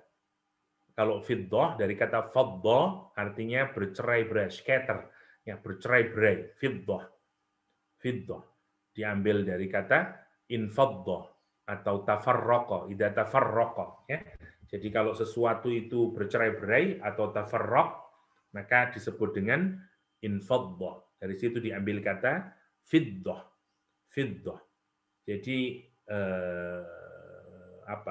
asal kata dua kata ini, baik zahaba dan fiddah, itu untuk menghadirkan perasaan kepada kita apa? Bizawalihima. Ya, mudah dia akan hilang. Ya, wa adami subutihima, dan ketiadaan subut, sabat, kokoh, tetap dia enggak. Dia cepat hilang, dia cepat terpencar kemana-mana. Kama huwa musyahadun fil wujud. Bagaimana yang kita saksikan di dalam realitas, bagaimana kita ketahui bersama. Emas, perak, harta, cepat hilang. Orang kaya jatuh miskin, dagang rugi, dan segala macamnya. Ya. Itu keinginan yang ketiga, jadi an-nisa, banin, qanatiril muqantarah. Nanti kita lihat progresnya ya. Yang keempat sekarang, wal khairil musawwamah. Khail dari kata khayal berhayal. Ya. Jadi imajinasi, high imagination. Dan orang yang mengimajinasikan dirinya sebagai orang yang tinggi, karena imajinasi itu tinggi, ya, disebut dengan mukhtal. Itu orang yang sombong, karena dia merasa dirinya paling tinggi, ya, dibanding yang lain. Quran menyatakan, innallaha la yuhibbu kulla mukhtalin fakhur. Mukhtal dari kata itu. Dia mengimajinasikan dirinya itu above others. Wah, saya lebih lah. Allah, orang Arab menamai kuda itu juga dengan khayl. Karena ini bukan kuda, itu ada banyak ya, ada adiyat juga kuda, macam-macam. Khayl itu berarti kuda yang diimajinasikan. Artinya kalau orang punya keinginan, imajinasi yang sangat kuat tentang kendaraan, ya, namanya khayl. Jadi ini bukan kendaraan biasa, tapi kendaraan yang dia ingin-inginkan, dia cita-citakan, ya, dia imajinasikan, masya Allah, ya. Itu namanya al-khayl, ya. Musawwamah ada simahnya. Dari sini muncul kata apa? Karakter atau brand, ya. Nanti dari akar kata ini muncul juga kata ismun, ya, atau nama. Dari kata musawwamah, ya, sudah ada brandednya. Jadi kalau bahasa sekarang, khailil musawwamah itu, kalau sekarang ya kendaraan lah, kalau bahasa sekarang. Ya. Jadi khailil musawwamah itu, apa namanya, kuda-kuda pilihan yang menunjukkan gengsi kita. Jadi musawwamah itu bukan hanya brand itu sendiri, tapi di situ ada menunjukkan capaian kita, usaha kita, dan seterusnya, yang menunjukkan siapa diri kita. Ya, Di situ ada menunjukkan egoismenya, ada mukhtalnya, sesuatu yang menunjukkan our attainment, our achievement. Nah, itu namanya khailil musawwamah. Macam-macam kalau kita lihat di dalam tafsir, ada menyatakan khail musawwamah itu adalah ar-ra'iyah. Ya. Ada menyatakan yang kita rawat, kuda yang kita rawat, yang penuh dengan perawatan yang baik. Ya. Ada kuda-kuda yang memang disifati atau punya brand yang sangat bagus. Ya. Ada yang menafsiri juga dia merupakan kuda-kuda yang hanya dipersiapkan untuk peperangan, al-mu'addah lil jihad. Dan seterusnya, sebagaimana kudanya Nabi Sulaiman untuk nunjukin imajinasinya. Nah, baru al-an'am wal an'am tentu saja sesuai dengan ekonomi pada saat itu, ya, peternakan, an'am dan wal hars. Hars pertanian, ya. Ada menyatakan yuridu ardul hars li'annaha aslun wa yakunu harsus bimakna harus. Ada yang menyatakan itu tanahnya, tanah pertanian, ada yang menyatakan ya enggak, yang di tanah. Jadi kalau kita rumuskan kan urutannya itu, orang itu yang pertama, kenapa kok dari pasangan dulu? Ya, manusia dari kecil masih belum punya keinginan, ngikutin aja orang tuanya, makan sama dengan orang tuanya, minum sama dengan orang tuanya, terus mulai dia balik. Nah, pertanyaan pertama yang dihiaskan adalah people fall in love. Karena dia fall in love, dia get married. Ya, setelah married, dia akan have children. Kalau sudah punya anak, dia kepingin punya secure income. Karena dia punya secure income, dia akan menumpuk pile and pile of money. Wah, orang kalau sudah punya anak, mulai dia mikir, saya harus bekerja lebih giat agar saya untuk tabungan anak saya. Dia mulai mikir tabungan pendidikannya dan segala macamnya. Itu namanya qanatiril muqantarah. Dan setelah semuanya, sekarang children sudah punya secure income, dia ingin menunjukkan ke orang lain, I am somebody. Saya sudah punya achievement. Yang biasanya disimbolkan sampai detik hari ini juga di dunia modern dengan a car yang dia miliki. Dan kita bisa melihat orang dari mobilnya, ya, terutama di negeri-negeri berkembang seperti di Indonesia kelihatan sekali. Kita melihat tingkat ekonomi seseorang dari mobil yang dia kendarai. Wah, ini top ini. Kebanyakan orang, ya, kebanyakan orang. Karena itu menunjukkan kehebatan dia, achievement dia, somebody. Yang diteguhkan itu, karena itu ada khailil musawwamah. Nah, kalau dia sudah bisa beli mobil yang bagus, berarti uangnya banyak. Dan manusia itu kepingin uangnya itu tidak susut. Uangnya terus makin banyak, makin banyak, makin banyak. Karena itu, orang kemudian mikir apa? Investment. Karena itu Quran bicara tentang al-am wal haras. Jadi kalau kita lihat, semua ini kalau dirumuskan adalah masuknya ke satu, hubbud dunia. Hubbud dunia, cinta sama dunia. Itu intinya sebenarnya. Karena dia cinta sama dunia, orang ini. Yang isinya dunia itu kalau kita perhatikan sesuai dengan perkembangan dirinya, mulai dari dia menikah, punya anak, punya secure income, dan seterusnya. Ya. Jadi kalau diberikan ini, hubbud dunia. Maka dia akan invest, seakan-akan dia mau hidup 1000 tahun lagi, dan segala macamnya. Dan mimpinya itu. Ya, orang itu mimpinya tidak mungkin langsung ingin punya mobil, ingin nikah dulu, ingin punya anak, ingin secure income-nya, baru mulai dia mikir beli mobil. Kalau sudah bisa beli rumah, dan segala macamnya, baru dia mulai mikir saya harus punya mobil ya untuk nunjukin capaian saya dan seterusnya. Kalau dia makin kaya, udah dia mulai mikir investment karena dia tidak kepingin jatuh lagi. Namanya itu lah yang kayak begini ini kalau kita pikirkan nampaknya kan tidak ada yang salah di sini itu. Yang salah adalah kalau dia dibarengi dengan kecintaan terhadap cintaan tadi itu yang nanti semuanya adalah untuk kepentingan dia. Ya, egoismenya tadi itu. Atau bahasa yang lain adalah hubbud dunyanya. Dan itu sama sekali tidak digunakan untuk menjadi tangga dia meraih jannahnya Allah Subhanahu wa taala. Karena tidak ada akhiratnya, bukan hubbul akhirat. Bukankah orang bisa fall in love tapi itu menjadi cara dia untuk mendapatkan surganya Allah? Bukankah orang juga bisa get married tapi juga untuk mendapatkan jannahnya Allah SWT? Bukankah Nabi menyatakan pernikahan itu menggenapkan separuh agama seseorang? Bukankah dengan punya anak-anak, itu anak-anak bisa menjadi bagiatus shalihat yang akan nanti mengantarkan dia terus menjadi pundi-pundi amal soleh, karena anaknya akan menjadi orang yang mendoakan dia mengikuti beramal soleh dan seterusnya. Dan seterusnya. Ya, punya emas dan perak, harta yang sangat banyak, itu juga peluang yang sangat besar orang untuk melakukan amal soleh. Karena itu habis ini nanti ada progres juga bagaimana orang itu kalau imannya benar. Ya, nanti dari sobirina, sodiqina, qanitina, munfiqina, mustaghfirina bil ashar, kata Al-Quranul Karim. Ya. Sampai dia punya card, investment, dan segala macamnya. Ya, itu 1, 2, 3, 4, 5 hal yang dalam bahasa Al-Quran isinya dunia itu 5 hal itu sebenarnya. Kalau mau kita pikirkan. Dan pergerakan kecintaan kita itu ya 5 hal. Lah orang nggak bisa tiba-tiba suka sama investmentnya.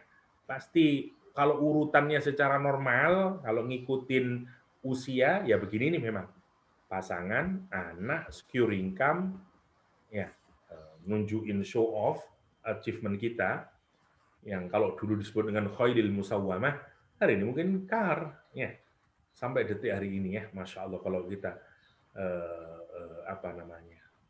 ada orang yang rela, kalau kita lihat, saya yang tahu ya artis-artis di Indonesia itu, masya Allah dia punya rela dia beli mobil 5 billion dan segala macamnya.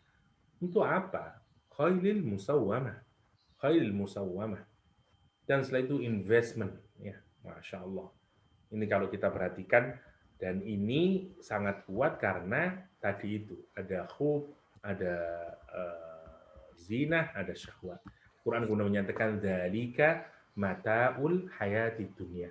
Itu semuanya adalah mata dari kehidupan dunia ini. Ya, mata dulu mata itu utilities ya, sesuatu yang kita sangat butuh tapi tidak untuk dibanggakan, namanya mata. Ya, jadi seringkali kita terjemahkan dengan perhiasan. Itu semuanya yang dunia itu ya begitu, kehidupan dunia itu 5 itu. Dan Allah kemudian menyatakan wallahu indahu husnul ma'ab.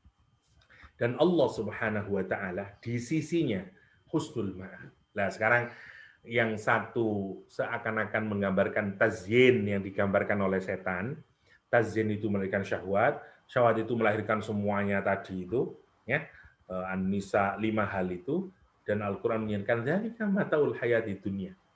Ya, untuk orang yang hanya mengejar dunia saja, yang tidak menjadikan 5 hal tadi menjadi stairwell dia atau ladder dia untuk mencapai surganya Allah SWT. Allah kemudian mengkomparkan, dan Allah di sisinya husnul ma'ab.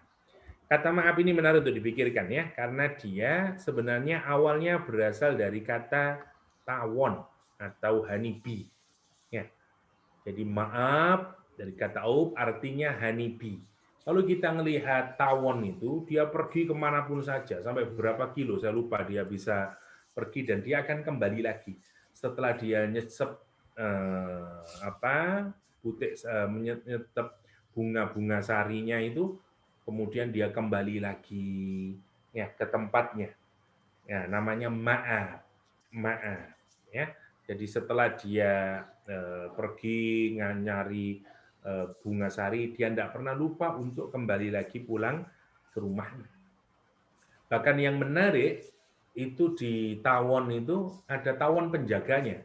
Jadi kalau kita melihat tawon, rumah tawon itu ya, rumah honeybee itu ada lubangnya tempat masuknya hewan tawon, setelah dia keluar setengah hari atau berapa untuk mencari itu, dia nanti pulang membawa gula itu yang dia penjaganya di depan, ya, yang seakan-akan seperti ngecek kamu dapat berapa, masya Allah kalau kita perhatikan. Dan dia kemanapun pergi nanti dia akan kembali kepada tempatnya itu, kepada queen-nya, Kita ini diingatkan oleh Allah, wallahu indahu husnul ma'ab. Husnul ma'ab. Sama, kita ini tawon yang harus bekerja mencecap setiap bunga-bunga itu. Hinggaplah di berbagai bunga, bawa sebanyak mungkin gula-gula untuk kepentingan kita nanti. Kenapa? Karena nanti ujungnya kita akan kembali kepada Allah SWT. Wallahu indahu husnul ma'ab. Kita akan Assalamualaikum, Dokter. kembali ke sana. Ya. Dokter, Ayat yang ke-14. Mohon maaf ya, agak terlalu bertele-tele memang, karena menurut saya agak penting sedikit. Baru setelah ini kita masuk ke ayat ke-15.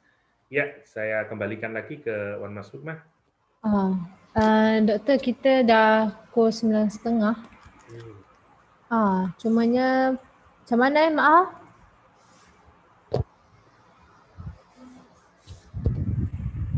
Mak Ha? Ada ke? Ada Wan. Yalah, masa dah habis.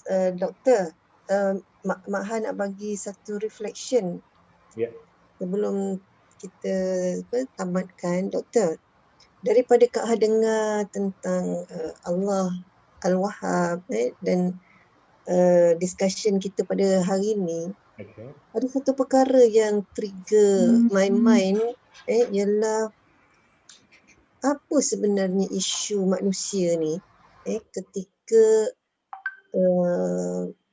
tadilah baik hibah, baik nikmat-nikmat yang Allah beri ni membuatkan kita memilih untuk engkar daripada beriman.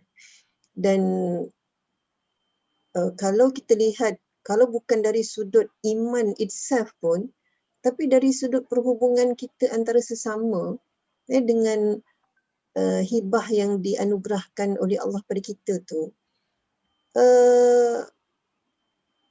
betul tadi Kak Ha sangat bersetuju dengan pandangan-pandangan tadi dalam konteks keakuan tadi tu. Kita ni sangat-sangatlah selfish, kerana yang penting kita dapat hak kita. Hak orang lain pun kalau boleh jadi hak kita. Benar. Sehingga kadang-kadang dalam hal yang kecil-kecil pun menyebabkan kita berbuat tu, walaupun nampaknya adalah kebaikan, tapi kebaikan tu because of dia fulfill kehendak kita, kan? Tapi cuba kalau perkara tu tak fulfill kehendak kita, kan? Dia dah tak jadi kebaikan daripada kita. So ya Allah, ya Tuhanku, kalau kita lihat perjalanan jenis kehidupan kita tu begitulah. Jadi Kak Ha kira kalaulah tak duduk doktor, Allah tak bagi ni peluang untuk tadaburkan Quran ayat ke ayat ni, ialah peringatan mana yang boleh kita dapatkan dalam nak memahami itulah intipati kepada makna kehidupan tu sendiri, kan? So itulah doktor yang boleh Kak Ha reflection pada Kak Ha lah, yang perlu Kak Ha perhatikan, fikirkan kembali, dan jadikan itu sebagai satu peringatan dalam apapun yang Kak Ha nak buat tu, kan? Jadi observer yang jujur pada diri sendirilah. Sebab orang lain tak boleh tolong kita dalam bab ni. Kita je dengan ilmu yang kita ada ni, kita je yang boleh take charge, menjadi observer kepada diri kita sendiri. apakah sesuatu pilihan tindakan untuk kita berbuat itu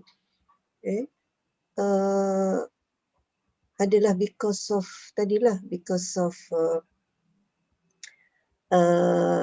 dorongan untuk kita dapatkan kecintaan Allah, ataupun sebenarnya just untuk memenuhi je keinginan syahwat, hawa nafsu kita. Wallahu a'lam. Ya. Terima kasih Kak. Saya kira saya juga sepakat, tapi sekali lagi yang menarik juga poinnya yang kita pikirkan adalah bahwa kalau kita urut tadi kesenangan diri kita ini, sebenarnya memang tergantung kita mau membawanya kemana. Sebenarnya Allah menitipkan syahwat itu juga untuk menunjukkan bahwa kita ini menyukai sesuatu. Kalau kita suka terhadap sesuatu, maka kita ini ingin selamanya berada di sana. Sebenarnya poin itu menjadi poin yang mestinya harus menyadarkan kita untuk mengingat akhirat kalau kita pikirkan. Ya. Coba, kalau kita urutkan tadi, kecintaan kita misalnya terhadap pasangan kita. Sekali lagi ya, ini semuanya means kita untuk sesuatu yang lain. Misalnya, dari perempuan kita kepingin mendapat companionship, friendship, love, dan seterusnya lah. Dari anak-anak kita ingin mendapat extension of ourselves, karena kita tahu kita ini akan mati. Ya. Dan kita tahu bahwa kita ini akan makin tua, makin lemah. Karena itu kita butuh anak untuk supporting us, untuk merealisasikan our dream yang belum selesai, untuk meneruskan legasi kita, dan seterusnya. Karena itu kecintaan itu terhadap anak. Ya. Qanatiril muqantoroh, karena kita ini senang dengan harta dan segala macamnya, agar hidup kita ini enak, dan seterusnya. Khoil musawwamah, ada capaian-capaian. Dan kita ingin tetap berada dalam kehidupan dunia itu yang enak begitu itu. Karena itu kita al-am wal faras, ada investment. Poinnya adalah kita ini menyukai, kalau kita menyukai sesuatu, kita ini akan terus kepingin berada selama-lamanya di situ. Karena kita ingin mempertahankan something yang sesuai dengan syahwat kita. Nah, ini kan sebenarnya menarik kalau kita pikirkan, kalau dunia itu bisa memberikan sesuatu yang kita sukai, ya, dan kita ini ingin tidak melepaskan 5 hal tadi, ya, tidak mau melepaskan itu, maka mestinya kita tahu padahal kita ini nanti juga akan hidup lagi, ya, dengan selama-lamanya, karena sekarang sudah tidak ada masa tua, nanti tidak akan ada kematian dan segala macamnya, karena Allah menyatakan husnul ma'ab, indahu husnul ma'ab. Karena itu mestinya kesadaran kecintaan itu, sebagaimana tazyin tadi yang dilakukan oleh Allah SWT, menerbitkan kecintaan kita untuk mendapatkan hal yang sama, yang jauh lebih abadi. Karena itu sebenarnya sudah embedded di dalam hati kita. Kita ingin mempertahankan. Bahkan Masya Allah, orang bisa tidak cukup punya 1 istri, punya 2 istri, 3 istri, 4 istri. Apa sih sebenarnya? Dia kepingin mempertahankan, pingin terus dapat. Punya anak, punya emas, ditumpuk lagi, ditumpuk lagi, tumpuk lagi. Investment, one after another, terus. Karena semua menuju kebahagiaan. Menuju makin lama, khulu. Ya, menuju permanen. Yang menarik, mestinya orang memahami dunia bukan permanen. Dia juga disadarkan makin tua, dunia juga akan ada hari akhir dan segala macamnya. Nah, mestinya kemudian dia sadar tentang hayatul akhirah. Ya, dan hayatul akhirah itulah yang kemudian saya harus punya keluarga yang indah di surga. Saya harus punya harta di surga. Saya harus punya investment untuk di surga. Dan menurut saya itu ujung ayat ini yang mau diharapkan. Setelah Allah menunjukkan, saya tahu kamu punya syahwat, punya kekuatan yang sangat kuat pada dirimu terhadap 5 hal itu. Dan karena itulah dunia, karena kamu hidup di dunia. Nah, Allah kemudian, wallahu indahu husnul ma'ab. Tapi Allah punya dan kemudian kita digambarkan seperti honeybee tadi itu. yang mestinya sama harapannya. Kita harus gunain 5 hal ini untuk kepulangan kita nanti di akhirat kita. Karena itu Allah menggunakan kata maaf, bukan hanya berhenti di dunia saja. Ya, 5 hal ini. Itu orang yang waras kalau kita megang. Kalau kita ngikutin alur syahwat itu, karena syahwat itu tidak pernah berhenti. Dia kepingin mendapatkan lagi, kepingin mendapatkan lagi, kepingin mendapatkan lagi. Bahkan di balik kematian. Karena itu mestinya yang menarik, coba bayangin ya, orang yang kaya raya, ya, yang punya banyak uang, yang sudah qonatilil muqantarah, karena dia kepingin terus namanya dikenang saja. Egoisme itu melahirkan saya terus dikenang. Uangnya dikasihkan kepada university, ya, sehingga melahirkan Harvard Uni, dikasihkan semua foundation, melahirkan Nobel Prize, dan seterusnya. Kalau kita pikirkan ngapain mereka sih? Karena kepingin kekal. Karena itu embedded di situ. Minimal setelah saya mati, nama saya tetap harum. Minimal orang akan melihat my achievement in life. Dan seterusnya. Cuman karena tidak dibimbing dengan ruhani, mentok terakhirnya di situ udah. Minimal uangnya, karena dia menyadari saya akan mati. Terus anak-anak saya misalnya tidak punya manpower, saya tidak punya anak, bagaimana saya ini tetap nama saya dikenang dan segala macamnya. Nah itu maksudnya, syahwat harus dilihat sebagai sesuatu yang positif, karena syahwat itulah yang akan menjadi driving force yang sangat kuat bagi kita untuk mendapatkan 5 hal ini. Dan 5 hal ini bisa menjadi hal yang positif kalau kita menyadari pernyataan yang terakhir. Wallahu indahu husnul ma'ab. Karena untuk menyadari, you mau kemanapun, ujungnya you harus kembali. Maaf. Seperti honeybee, you boleh ke kanan, ke kiri 5 kilo, 30 kilo, saya kalau tidak keliru, seekor bee itu bisa mencari bunga dan seterusnya. Tapi setelah itu dia harus kembali.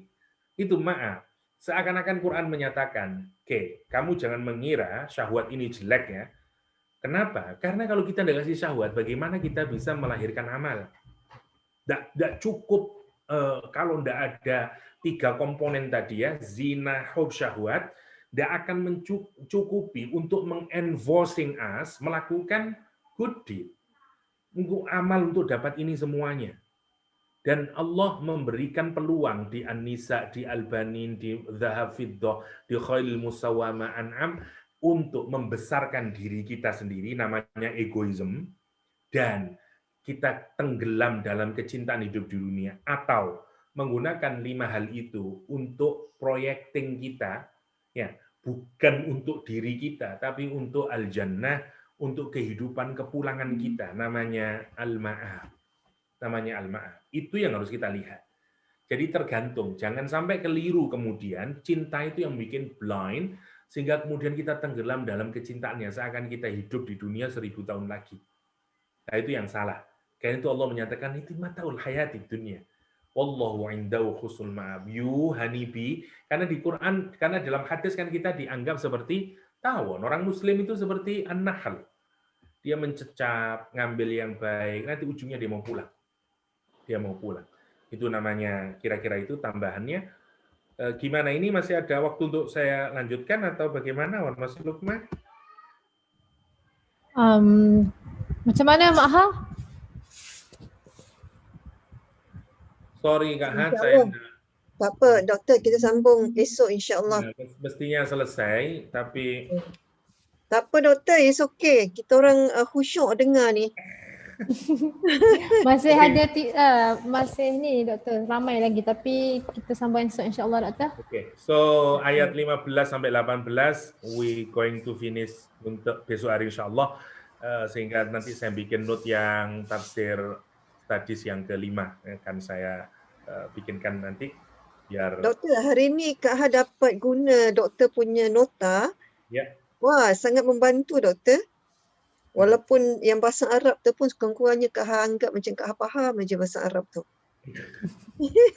Nanti sebenarnya kalau mau bagus sih kita ngikutin satu-satu begitu. Cuman itu time consuming Kak, agak terlalu lamaan. Jadi kadang-kadang saya cuman garis besarnya saja. Ya.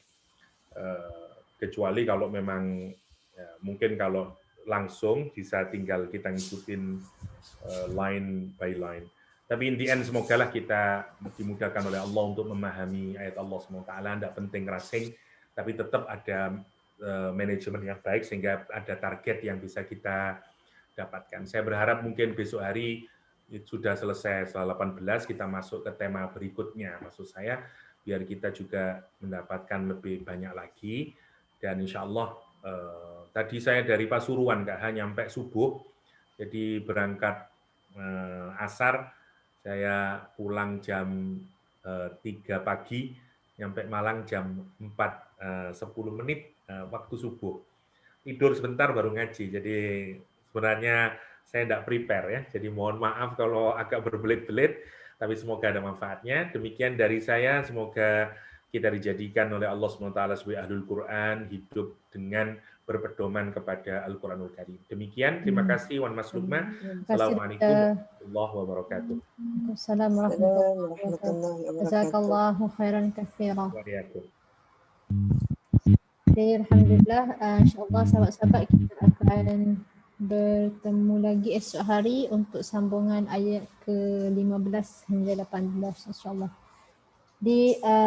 Alhamdulillah kita tutup dengan kafaratul majlis dan surah Al-Asr. Subhanakallahumma wa bihamdika.